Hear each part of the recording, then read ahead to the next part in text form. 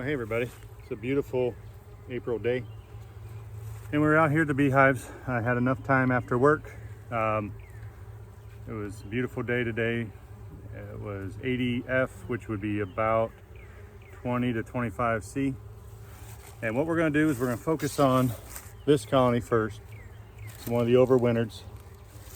This was one that I had reversed the box. I want to see if I can put the deep back on the bottom, this being the medium. I'm going to look to strip off the quilt box. We have no more freezing nights in the forecast, so I think we're done with that. We're going to be looking for some things. Bees for one, and we found bees. That's a good first step. But you can see here this quilt box. I did use it to feed a few times and pollen patty a few times. It's got bees all over it, which is fine. What you could do with these bees is, in order to be as gentle as possible, I like to just leave it kind of lay outside of the nest, and those bees will very likely find their way back in the colony. So now this is the deep, and again, we want the deep on the bottom.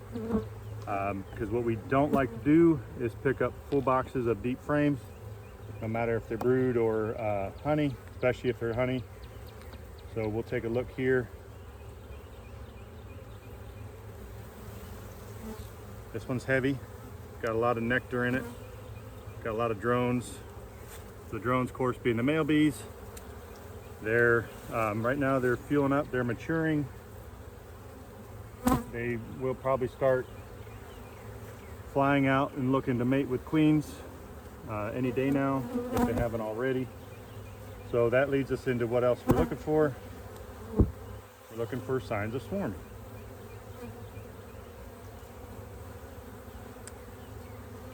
So one of the fun parts about overwintered beekeeping is how quickly everything moves.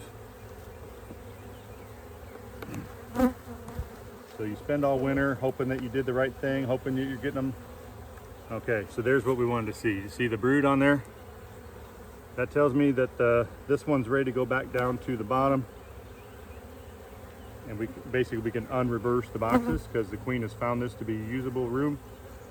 Very likely that she'll be great if I could find her. Won't make or break it. But basically what that was, you know, the reason why we reversed the boxes in the first place was that the medium was on the bottom, obviously, because it's now on the top. And the bees and the queen's natural inclination was not necessarily to move down, even though the space was good and usable. Whatever in their bee brains doesn't typically want to move down. Now somebody can say, well, my bees, okay, you have better bees than me. So what we do there is, in order to not make them feel like they're overcrowded, we moved it, because again, they like to move up. So we had a basically empty box. The frames were drawn, all that fun stuff. And so that let us have the bees move into the upper, what is now the upper box. But like I said, we do not like deeps on the anything besides the bottom level. They are terrifically heavy, and that's why, in fact, a lot of people move away from deeps altogether. Certainly 10 frame deeps, but I'm cheap. I don't say cheap, I'm thrifty, right? And this is the equipment that I have. So this is the equipment that I'll use. Okay, we'll show you something here.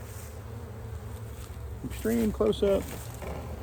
This is drone brood, and there's nothing wrong with it. It's unfortunate that where they laid it, it's a casualty of the separation of the boxes. But you say, well, how do you know it's drone brood? Typically speaking, the pre-made foundation is going to be for worker cell size. Drones, being physically larger, don't fit in worker cell comb very, very easily. So the bees will take advantage of extra spaces and that's where they'll lay their drones.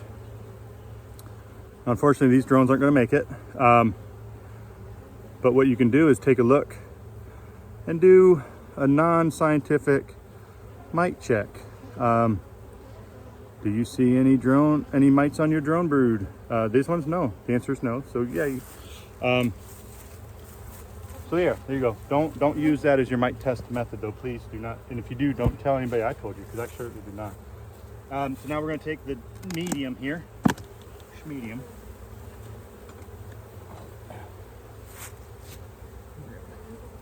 Just tilt it on its side for just a half a second. Just because I don't have anywhere really else to put it. And we're gonna try to smoke them off of the board. I don't like to squish these. Sometimes you can't help it. But sometimes you can't help it.